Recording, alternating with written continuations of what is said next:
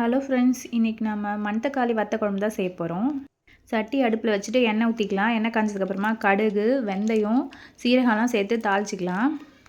கடுகுலாம் பொரிஞ்சதுக்கப்புறமா பூண்டு சேர்த்துக்கலாம். பூண்டு கூடவே சின்ன வெங்காயம் சேர்த்துக்கலாம். சின்ன வெங்காயத்து கூடவே கருவேப்பிலையும் சேர்த்துட்டு நல்லா வதக்கிக்கலாம். வெங்காயம் நல்லா இந்த மாதிரி வதங்கினதுக்கப்புறமா தக்காளியை அரைச்சி அதையும் இது கூடவே சேர்த்துட்டு நல்லா வதக்கிக்கலாம்.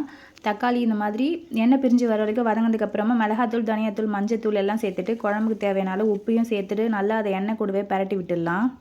அப்புறமா லெமன் சைஸ் புளி கரைச்சி வச்சுருக்கேன். அது இது கூட சேர்த்துட்டு தேவையான அளவு தண்ணி ஊற்றி நல்லா கலந்து விட்டுட்டு மூடி வச்சிடலாம். குழம்பு நல்லா கொதிக்கிட்டோம். இப்போ ஒரு ஜாரில் தேங்காய் சேர்த்துட்டு அதை நல்லா அரைச்சி குழம்பு கொதி வந்ததுக்கப்புறமா அதை இதில் ஊற்றிட்டு அதையும் நல்லா கொதிக்க வச்சுக்கலாம். தேங்காய் சேர்த்து கொதிச்சதுக்கப்புறமா பெருங்காயத்தூள் சேர்த்துக்கலாம். இப்போ ஒரு கடாயில் எண்ணெய் ஊற்றிட்டு மணத்தக்காளியை வத்தலை அதில் நல்லா பொரிச்சிட்டு குழம்பு கூட சேர்த்துட்டு கருவேப்பிலையை சேர்த்து இறக்குனோம்னா சூப்பரான வத்த குழம்பு ரெடி.